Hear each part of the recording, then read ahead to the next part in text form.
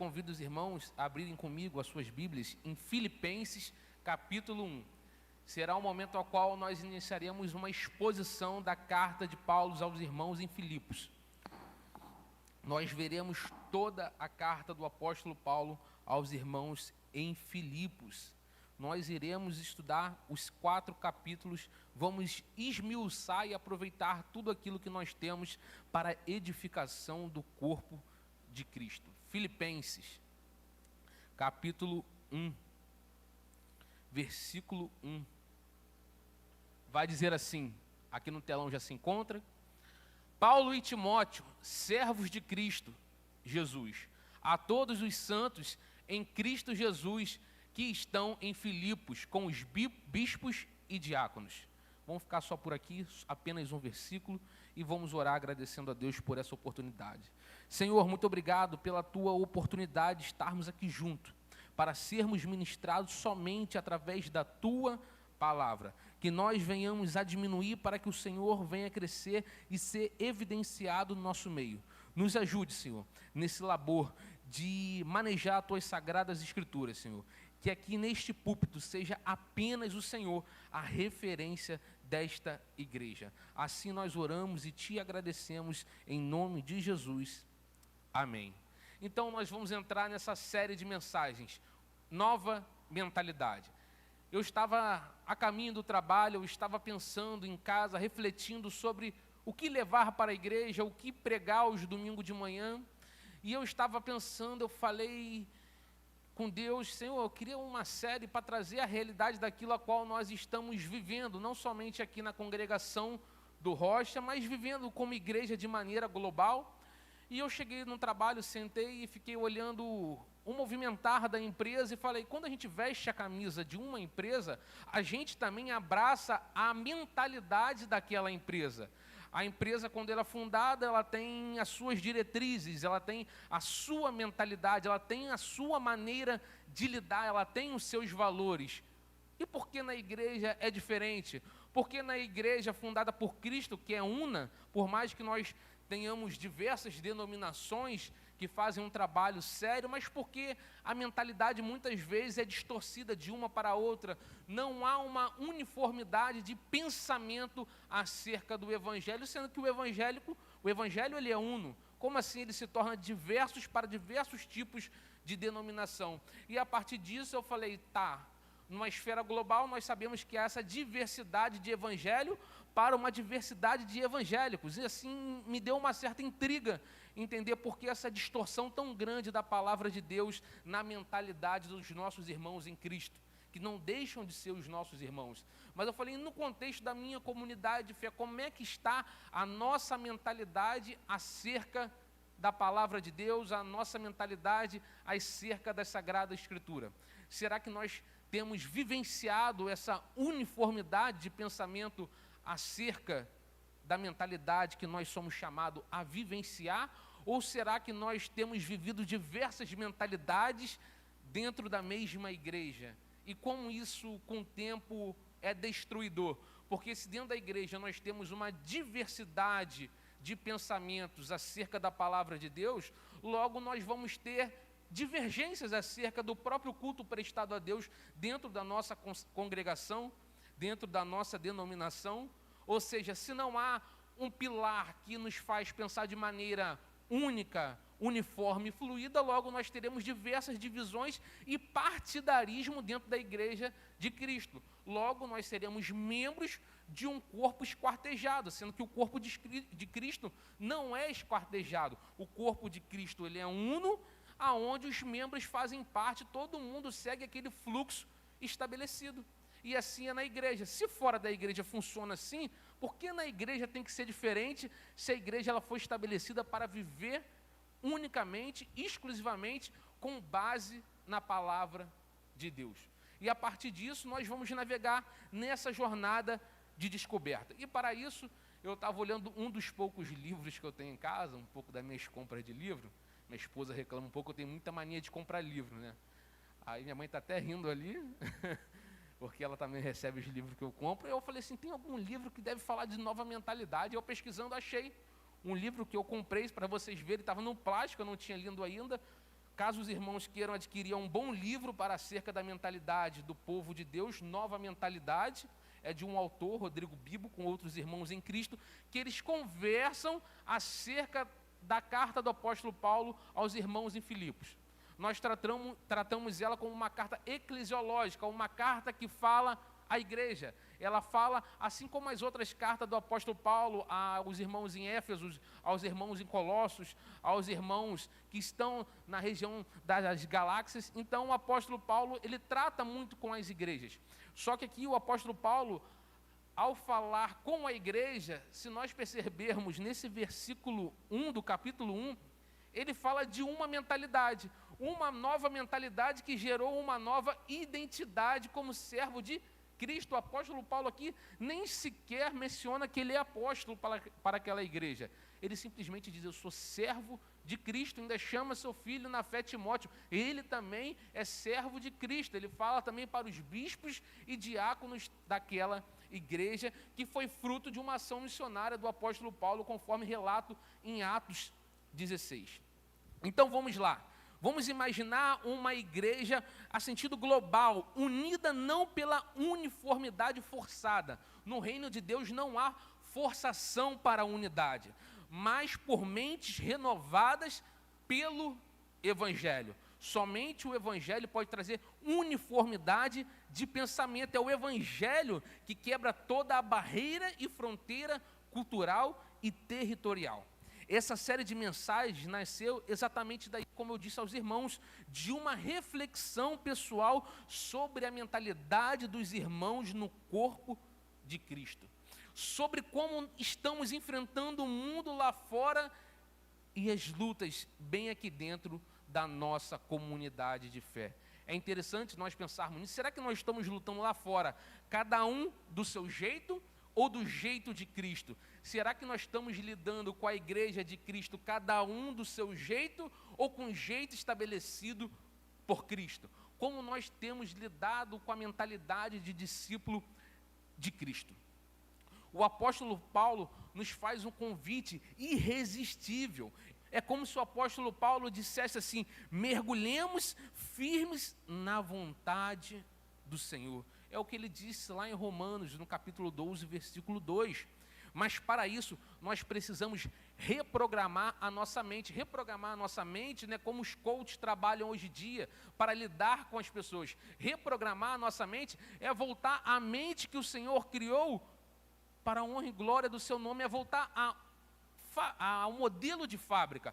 Pois nós bem sabemos que o pecado corrompeu profundamente toda a parte da nossa vida, e não seria diferente corromper a nossa mente. Nós temos sentimentos corrompidos, nós temos pensamentos corrompidos, nós temos comportamentos corrompidos, nós temos ações corrompidas, e nossa mente também, ela é corrompida. Então é necessário que haja um agir do Espírito Santo em nossa vida, em nossa mente, em nossos comportamentos, em nossas ações, para que a gente possa conhecer a vontade do Senhor. É o que o apóstolo Paulo diz em Romanos 12, 2. O culto racional que o apóstolo Paulo está falando lá para os irmãos em Roma, não é o culto litúrgico que muita gente confunde e prega sobre liturgia de igreja. O apóstolo Paulo, naquele capítulo 12 todinho, está falando sobre uma vida e mente transformada pelo Evangelho. E ele depois começa a falar das esferas da vida naquele capítulo, de como você lidar com essa mente renovada,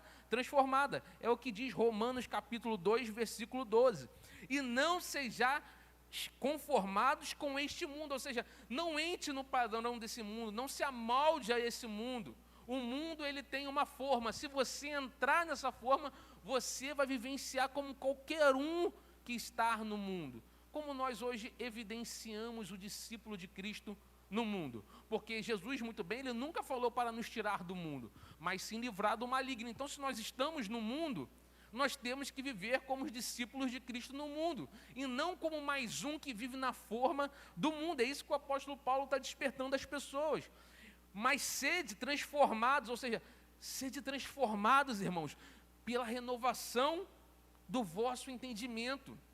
Sem um entendimento renovado, sem um entendimento claro daquilo que o Senhor quer falar comigo e contigo, nós não vamos conseguir entender o que o apóstolo Paulo está falando aqui, dessa experiência. A maior experiência que nós temos com o Evangelho não é movimentos, às vezes, que o Espírito Santo nos leva a manifestar, não. Não, isso faz parte de uma vida de comunhão com Deus, e isso sempre aconteceu na história da igreja. Nós não negamos que o Espírito Santo se manifesta na vida de cada um de nós, de formas na sua graça, na sua forma múltipla de se manifestar. Então nós cremos na pluralidade da graça de Deus, mas nós temos que entender que sem uma mente renovada, sem uma mente transformada, não adianta você manifestar algo que supostamente possa ser do Espírito ou não, mas você não vive a sua vida dia a dia como se fosse discípulo de Jesus.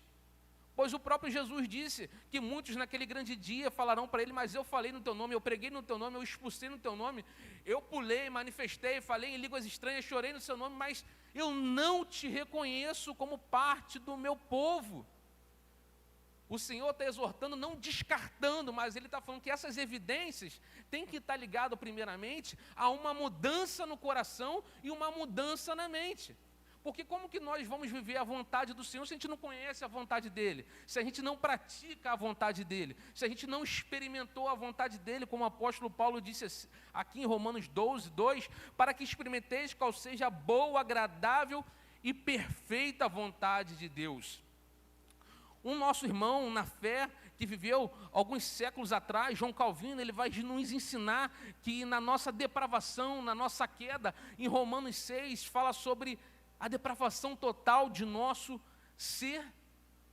Assim como o apóstolo Paulo, nós não conseguimos renovar a nossa mente por ser heróis da fé, nós não conseguimos renovar a nossa mente por força própria, somente com um encontro genuíno com Cristo ressurreto, com a tua palavra e de uma experiência firmada com o Espírito Santo, é que nós conseguimos viver essa mente renovada, não porque nós queremos viver de maneira renovada, mas sim porque nós tivemos um encontro renovado com a graça soberana do Espírito Santo. Nós não podemos manipular o Espírito Santo como se fosse um fantoche na nossa mão. Hoje eu faço isso, então o Espírito Santo vai se manifestar porque eu quero que ele se manifeste. Não, não existe isso. O Espírito Santo, ele não é o nosso fantoche, ele é soberano sobre a nossa vida. O Espírito Santo, ele é Deus. E se ele é Deus, ele é soberano sobre nós. Então não tem como nós causarmos nenhum tipo de manifestação que não venha dele. Então é ele que dá a maior evidência. E qual é a maior evidência do Espírito Santo em nossa vida? É o selo da marca do Evangelho de Cristo. As bem-aventuranças é uma marca que o Espírito Santo está em nossa vida. Os frutos do Espírito está relatado que é longanimidade, bondade, paciência, amor.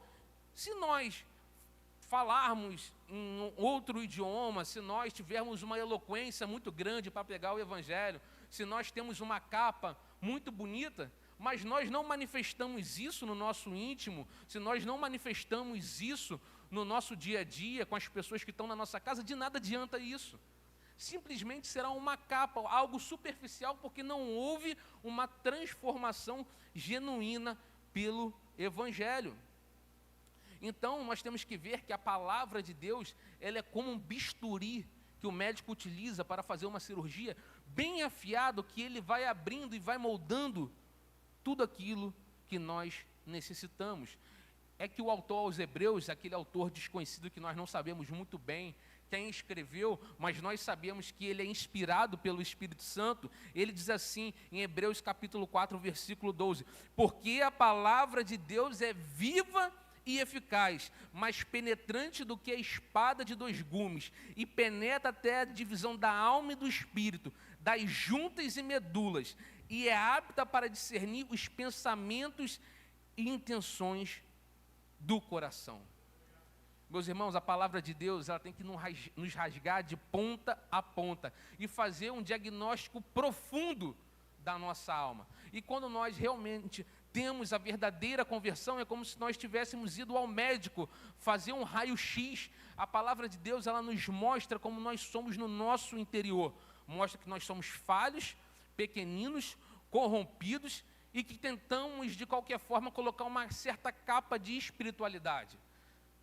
Mas nós não somos chamados a colocar uma certa capa de espiritualidade. Nós somos chamados a viver como autênticos discípulos de Cristo, falhos, imperfeitos, mas que pedem perdão, mas que reconhecem as suas falhas, que confessam os seus pecados e que busca viver uma vida de maneira santa. Essa é a vida do verdadeiro discípulo. Esse é o verdadeiro papel da palavra de Deus. Então, quando nós falamos de só a Escritura, é porque não é meramente uma doutrina, mas é um instrumento divino que martela e molda a nossa mente. Se nós lemos a palavra de Deus e ela não molda a nossa mente, alguma coisa tem errado. Alguma coisa tem errado. E muitas vezes, e na maioria das vezes, e 100% das vezes, somos nós que estamos errados. Porque a palavra de Deus, ela não erra. Se nós entramos em confronto com a palavra de Deus, você pode ter total e absoluta certeza que somos nós que estamos errados. Porque se a palavra de Deus, ela tem que ser adaptada para se enquadrar a nós, então Deus está errado. Deus está equivocado. A palavra dele não foi feita para mim nem para você. Mas nós temos que adaptar para se encaixar dentro dos nossos desejos e da nossa vontade. E é assim que nós vivemos, nós a todo tempo queremos adulterar a palavra de Deus para ela nos agradar, para ela nos amaciar, para ela nos dar um certo tipo de conforto. E eu não estou fora dessa linha também, eu não prego sendo hipócrita daquilo que eu vivo, mas eu vivo esses conflitos também. Quantas são as vezes que nós tentamos amoldar a palavra de Deus para nós nos encaixarmos dentro dela? Fazer com que ela se torne palatável aos nossos pecados, às nossas vontades. Por quê? Porque simplesmente a palavra de Deus é santa, eficaz e inerrante. E nós somos falhos, pecadores e errantes. Então sempre somos nós que temos que ser transformados pela palavra de Deus. Então quando nós falamos de metanoia, a gente conhece muito bem esse tema, é muito batido pela juventude, congresso de igreja, que fala sobre mudança de mente, mudança de mentalidade. Mas nada disso adianta se não houver o arrependimento genuíno. Não adianta somente eu falar, eu sinto muito pelo que eu fiz, eu sinto muito pelo meu passado. Mas a gente não gerar mente de discípulo. A gente não buscar viver uma vida santa, a gente não buscar olhar para o próximo como se fosse imagem e semelhança de Deus, e arrotar a santidade como se nós fôssemos um Deus na terra e os irmãos ao lado fossem os mais falhos pecadores. Aí nós estamos caindo num erro que Martinho Lutero bateu na Igreja Católica no século XVI, porque nós temos o sacerdócio real, todos nós somos santos em Cristo Jesus. Então não há um grau de espiritualidade maior, o que tem é um amadurecimento e uma transformação da sua mente de acordo com a sua responsabilidade. Mas que Deus ele é soberano até mesmo sobre as suas escolhas. Mas você faz escolha, ou você enterra o teu talento, ou você multiplica o talento que Deus te deu. Ou você vive uma vida santa, ou você vive uma vida depravada. Ou você vive uma igreja madura, ou você vive uma igreja de Corinto.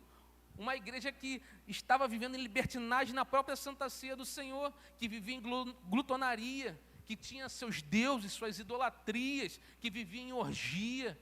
E assim é o povo de Deus hoje. Nós acabamos vivendo em Sodoma e Gomorra e achando que nós estamos agradando a Deus. Nós prestamos culto a Deus com o nosso Deus, com a nossa vontade. Nós não vivemos o Deus à nossa imagem e semelhança. Nós fazemos Deus à nossa imagem e semelhança. A gente inverte até o culto. Nós queremos que Deus seja conforme a gente. E a gente não experimenta essa vontade de Deus. A gente não vive essa mente renovada. E como que nós vamos experimentar a vontade boa, agradável e perfeita de Deus se não mudarmos o jeito de pensar? Se nós tratamos a palavra de Deus de forma desleixada, se nós não temos prazer em ler a palavra de Deus, como que nós vamos conhecer o Criador se nós não temos tempo para o Criador?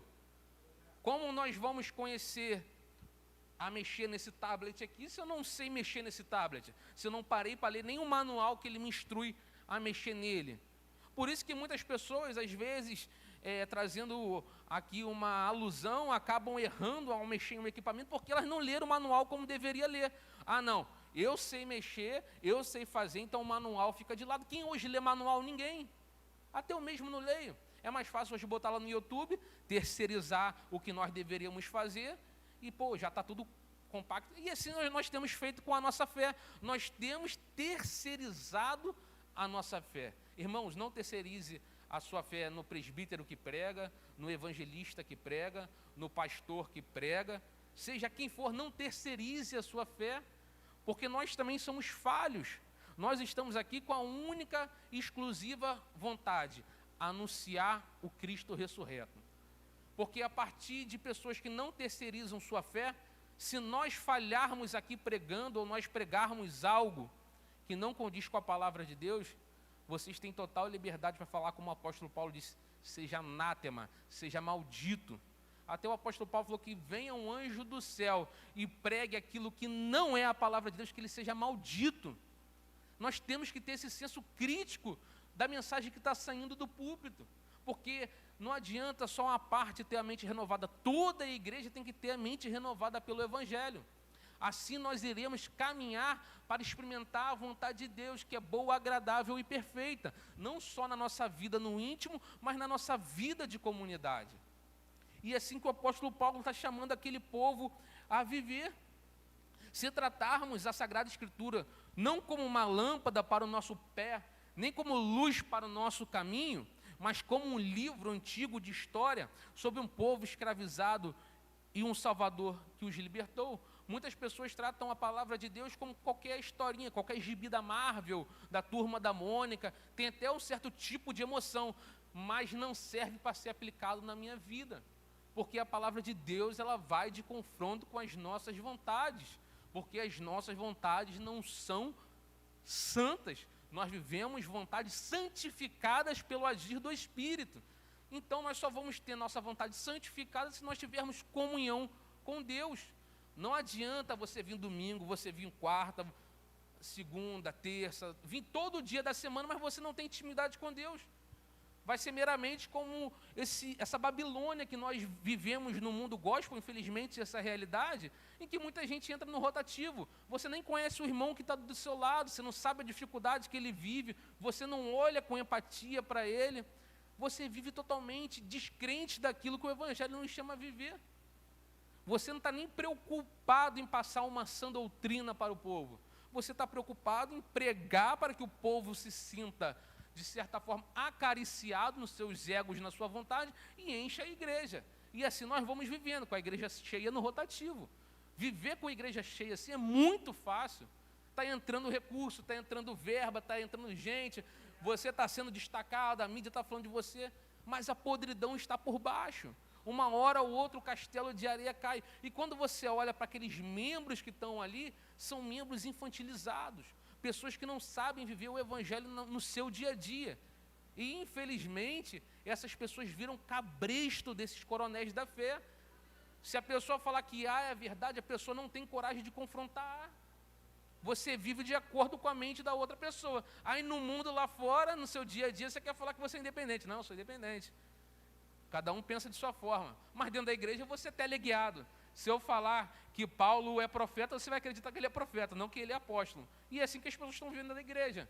Eu falo, vocês acreditam e está tudo bem. Aí lá fora eu sou doutor, eu sou especialista, mas porque dentro da igreja a gente não é um exímio admirador das Sagradas Escrituras, aqueles que estão preparados para criticar até mesmo a mensagem de quem prega. Nós temos essa liberdade aqui. O pastor Fábio nos chama a esse amadurecimento. O pastor Fábio, quantas vezes ele fez escola segunda-feira e não vinha ninguém, estava aqui aberto, com melhores conteúdos, melhores livros a ser explicado, a ser disposto, e vinha 2 ou 3 gatos pingados. Como é que nós queremos viver? A gente sabe muito bem que a vida durante a semana ela é muito corrida. Não dá durante a semana, nós temos domingo. Nós temos a EBD aqui 9 horas, que a gente trata com clareza, com genuidade a palavra de Deus. Então nós vamos navegar nisso que o apóstolo Paulo está chamando. O apóstolo Paulo mostra até para os irmãos em Filipos que a corrente que o aprisionava, até mesmo o local que ele vivia, nada disso podia parar o evangelho que ele tinha recebido.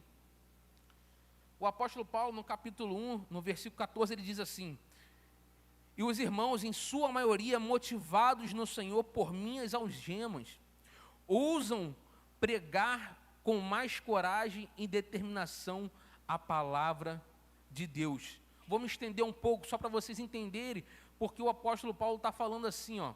É verdade, contudo, no versículo 15, que alguns proclamam a Cristo por inveja e rivalidade, porém os outros fazem com boas intenção. Este o fazem por amor, consciente de que fui posto aqui para a defesa do Evangelho. O nosso estímulo, a nossa razão de pregar o Evangelho tem que ser a defesa daquilo que é pregado. Senão nós estamos como a maioria, nós estamos participando de forma direta ou indireta daquilo que é falsificado em nosso meio. Então nós temos que pregar como aqueles que pregam por amor, que têm a intenção de fazer com que a igreja cresça e com que a igreja não fique dependente de um guru espiritual.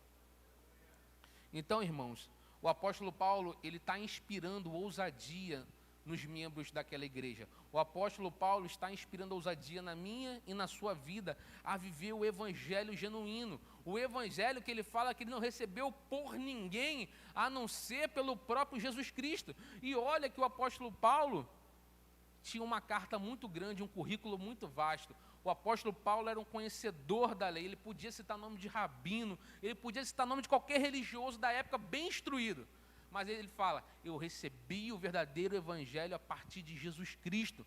Nós só recebemos o verdadeiro evangelho a partir de Jesus Cristo. Nós que pregamos o evangelho somos apenas comunicador da palavra de Deus. Eu não posso e não devo criar nenhum tipo de mensagem a não ser a mensagem que me lhe é dada, até porque eu não sou autor, o autor é o Senhor, ele fechou a sua palavra e nós apenas o transmitimos. Irmãos, nós temos que ver que suas correntes, as correntes que nós passamos no nosso dia a dia, isso faz parte, nós temos os nossos problemas, nós temos as nossas fraquezas, nós temos os nossos desânimos, mas isso tem que inspirar ousadia em nós em meio ao caos. Nós temos algumas palavras-chave desta carta: alegria, encorajamento, consolo e fortalecimento. Essas palavras são muito boas para o momento de calmaria. Pregar sobre isso em mares calmos, ventos favoráveis, é muito bom, e é bom mesmo, quando a gente prega sobre alegria, quando a nossa vida está alegre, quando o mar está calmo, quando o vento está ao nosso favor. Mas o apóstolo Paulo, ele pega essas palavras-chave desta carta e lança no olho do furacão. Ele mostra a alegria daquela igreja, ele mostra a sua alegria no meio de perseguição do Império Romano. O apóstolo Paulo está ali 62 anos depois de Cristo, mostrando que ele está sendo açoitado, está sendo perseguido por proclamar o Evangelho, dentro de uma cidade, Filipos, que era uma cidadezinha, como se fosse um molde do Império Romano, era uma cidade que tinha um perfume de Roma, ela vivia conforme Roma vivia, era o espelho de uma sociedade desenvolvida, mas uma sociedade pagã, mas uma sociedade que estava sendo introduzida ao Evangelho. Então o apóstolo Paulo mostra aquelas perseguições, aqueles açoites, que aquelas prisões, que aquelas algemas que ele recebia pelo Evangelho, faziam cada vez mais ele querer pregar o Evangelho, dava mais ousadia a ele de pregar o Evangelho, pois ele entendeu que viver é Cristo e o morrer é lucro. A gente estava até conversando aqui antes, o evangelista Diego citou a parte que o apóstolo Paulo fala nesta carta, que se fosse para ele morrer para estar com Cristo, ótimo, mas se fosse para ele ficar e edificar aquela igreja, melhor ainda, pois ele já tinha certeza da sua salvação, ele já tinha convicção do evangelho que ele tinha recebido. Meus irmãos, e junto com o apóstolo Paulo, ali estava Silas, seu companheiro de viagem. E ali, o apóstolo Paulo, ele passa muitas provações quando ele vai implantar a igreja em Filipos. O apóstolo Paulo, ele é preso, ele é açoitado, mesmo sendo cidadão romano. Só porque ele libertou uma pobre mulher do espírito de adivinhação que a explorava. E mesmo assim, Paulo, dentro daquela masmorra úmida, escura, veio um milagre. Às vezes nós vivemos masmorra na nossa vida, nós vivemos prisões, calabouços, úmidos, escuros, mas é dentro desses momentos em nossa vida, em nossa comunidade, que o Evangelho vem com um impacto muito grande. É dentro desse momento que um terremoto celestial alcança a nossa vida, assim como alcançou eles na prisão. Os grilhões são rompidos, as maldições são quebradas, e até mesmo aqueles que estão ao nosso redor, assim como era o carcereiro pretoriano da guarda especial de Roma, foi convertido, e toda a sua família, na mesma hora que viram o poder do Evangelho. Pessoas foram transformadas. Um grande irmão na fé também, Lutero, diria perfeitamente que Deus frequentemente esconde sua glória mais radiante por trás da cruz mais humilhante. Às vezes a cruz mais humilhante que nós carregamos, as dores mais constantes que nós carregamos, é onde brilha a verdadeira luz do Evangelho. É onde nós somos mais humilhados que Deus se exalta em nossa vida. Aonde Jesus Cristo foi mais humilhado na cruz do Calvário, foi onde ele foi mais exaltado. E ele perdura por mais de 2000 anos. Até hoje, Cristo continua de pé, trazendo paz para aqueles que são eleitos e trazendo discórdia para aqueles que não são eleitos. Meus irmãos, uma certa vez, Calvino disse assim ao expor a carta aos Filipenses: essas derrotas aparentes em nossas vidas são evidências da providência de Deus. Ele usa isso até mesmo para nos levar a alcançar tiranos do Império Romano, ou seja, Deus usa às vezes das nossas circunstâncias, dos nossos momentos, para que nós possamos alcançar pessoas que estão perdidas no mundo afora.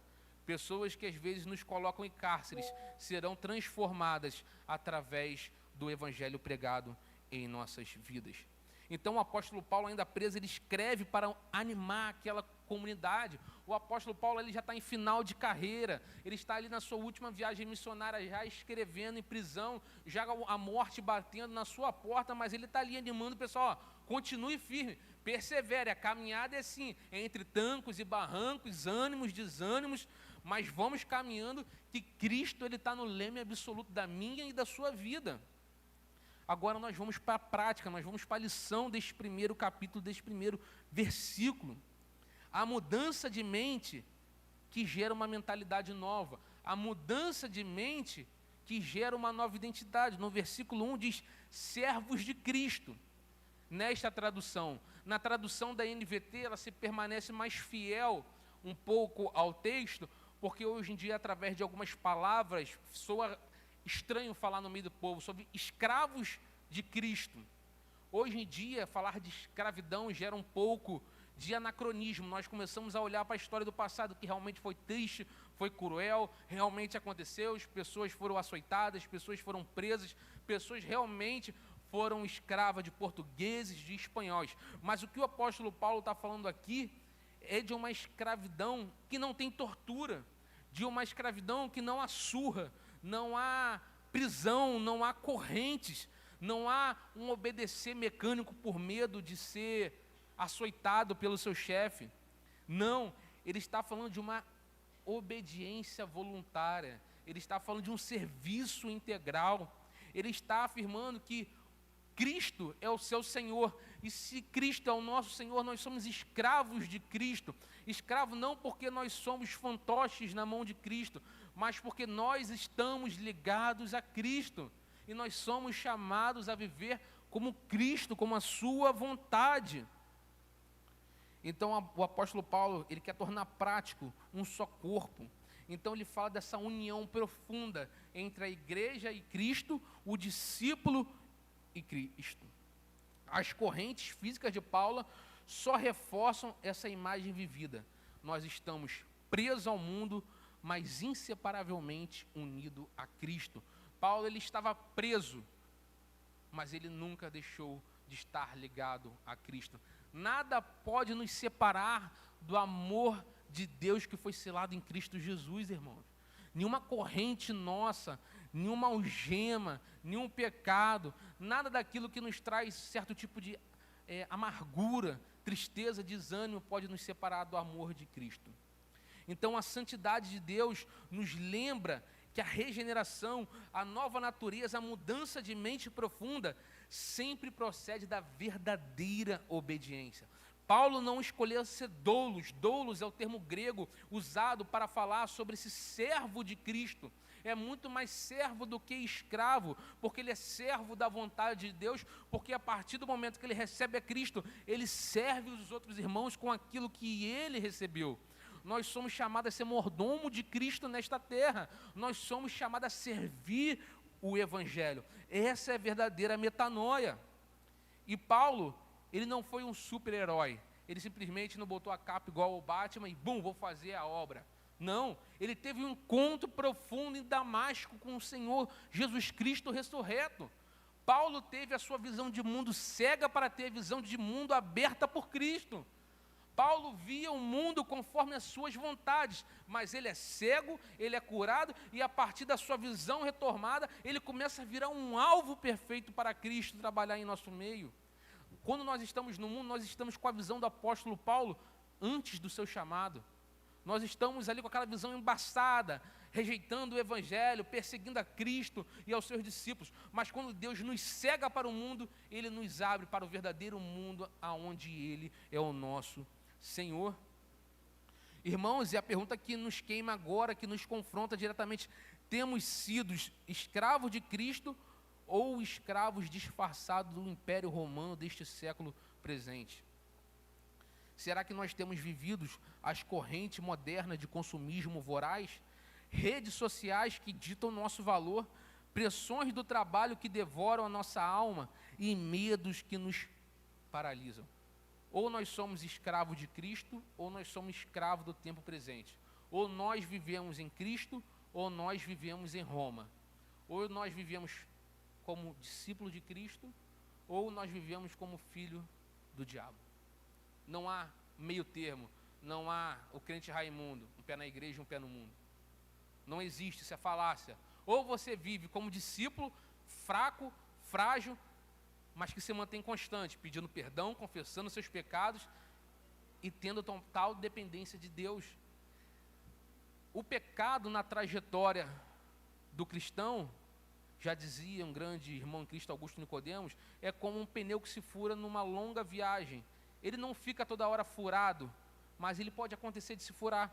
Mas se acontecer dele furar, nós temos o remendo que é Jesus Cristo. Jesus Cristo morreu por mim e por você, ele sabendo que nós somos incapazes de fazer essa jornada sozinho. Ele sabe que a gente pode vacilar, que a gente vai vacilar, e mesmo assim, nós como eleitos de Cristo, Ele vai, nos perdoa, nos purifica e nos mantém enxertados na videira verdadeira, que é o seu corpo. Então vamos tornar isso prático para a gente ir terminando.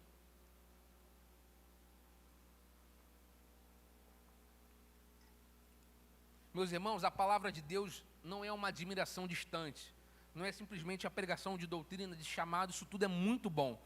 Mas nós precisamos da transformação imediata. Eu falei de doutrina, de restauração, de mudança de mente.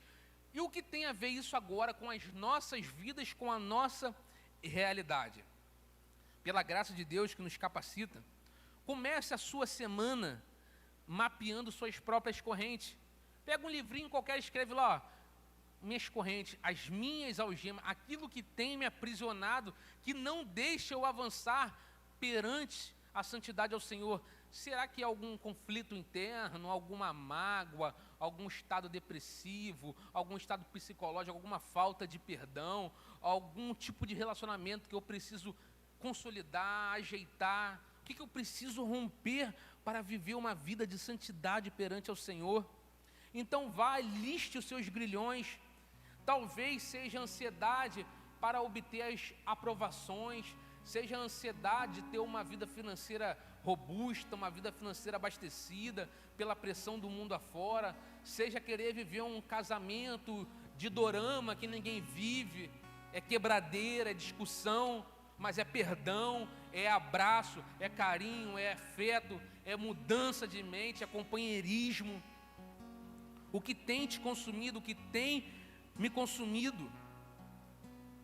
Ou o trabalho tem se transformado um ídolo na sua vida, ou o seu próprio ministério dentro da igreja tem sido um ídolo na sua vida.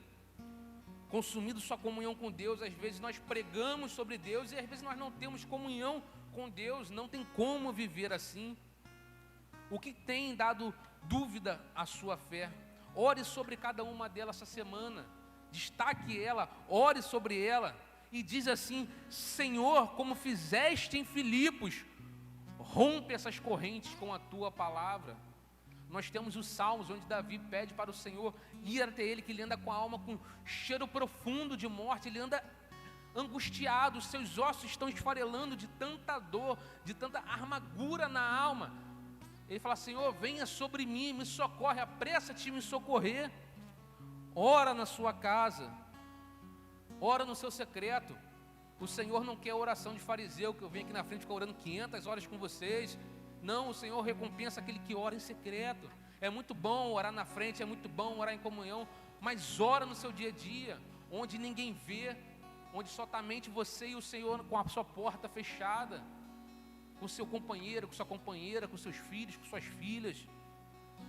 João Calvino vai nos dizer que a Escritura é o diagnóstico preciso do pecado mais oculto na mente do ser humano. Em seguida, crie uma rotina simples de reprogramar a sua mente. Faça a metanoia diária. Todo amanhecer, dedique 10 minutos a esta carta. Leia, reveja, leia a Bíblia, leia capítulos, tire 10, 20 minutos, 15, meia hora, 1 hora. Quanto tempo você puder dar de importância à palavra de Deus, de acordo com a sua rotina, mas coloque ela sempre em primeiro lugar e diga: eu sou o doulos de Cristo, eu sou o servo de Cristo, eu sou escravo da tua vontade, eu sou submisso somente a Ele, ao reino celestial e não ao império de Roma. E registra lá durante o dia, onde eu tenho vacilado hoje, o que eu tenho feito para poder melhorar essa situação, o que eu tenho buscado. Fazendo isso, vida de intimidade, de confissão perante a Deus, de ajuda com o ministério pastoral se for preciso. A graça aos poucos ela vai te regenerando, ela vai te moldando, ela vai te transformando, ela vai te trazendo cada vez mais parecida com Cristo. Irmãos, eu também tenho muita coisa a ser mudada, eu tenho muita coisa que eu tenho que colocar também todo dia no meu papel. Eu falo: Senhor, me perdoa pelos meus pecados, perdoe, Senhor, por isso, por aquilo. Eu não sou digno nem de pregar a tua palavra, o que eu estou fazendo lá? Será que eu estou sendo um falso profeta também? Esse questionamento ronda na minha mente. Não seria diferente com ninguém. Não é diferente com quem está no púlpito de quem está abaixo do púlpito. Todos esses anseios também passam pela minha e pela sua vida. Nós somos chamados a se tornar uma carta viva para alguém. Então, faça como o apóstolo Paulo: envie uma mensagem, visite um irmão, peça para ele abrir as portas da sua prisão pessoal, ajude-o com a palavra de Deus, seja um discípulo. E diz: suas lutas estão me inspirando a usar mais pelas palavras. Meu irmão, não se sinta sozinho, porque o que você passa me dá mais ousadia para pregar o Evangelho e para ajudar você e para me santificar mais. Pois nós vemos que Deus transforma o mal em bem. Finalmente, teste essa alegria nas provações. Pare e pergunte: Senhor, onde está o encorajamento aqui nesse dia? O que eu preciso para ser encorajado hoje? John Owen, um puritano, ele, ao falar da mortificação do pecado, ele fala: mate o pecado na mente, não pela força, mas pela total dependência do Espírito Santo, pela graça soberana de Deus que invade a nossa vida. E terminando, irmãos, do calabouço fedorento que o apóstolo Paulo estava vivenciando, do calabouço que nós vivenciamos, do lamaçal do pecado que nós às vezes estamos fincados com o pé, roga ao trono do Eterno. Mesmo o apóstolo Paulo preso, ele mostra que ele está livre em Cristo Jesus. Nós que andamos livres pelas ruas, quantas vezes vivemos acorrentados por dentro? Nós estamos andando com liberdade, não somos presos, mas nós estamos acorrentados a nós mesmos. Deixe que essa carta de Filipenses desperte você e sua mentalidade, que essa carta venha despertar nós como congregação, como igreja. E nós vamos ao louvor e depois vamos orar assim: Senhor, renova a minha mente pela tua graça, faça-nos escravos de Cristo, apaixonados. e que o Espírito Santo faça uma ação imediata na minha e na sua mente, no meu e no seu interior.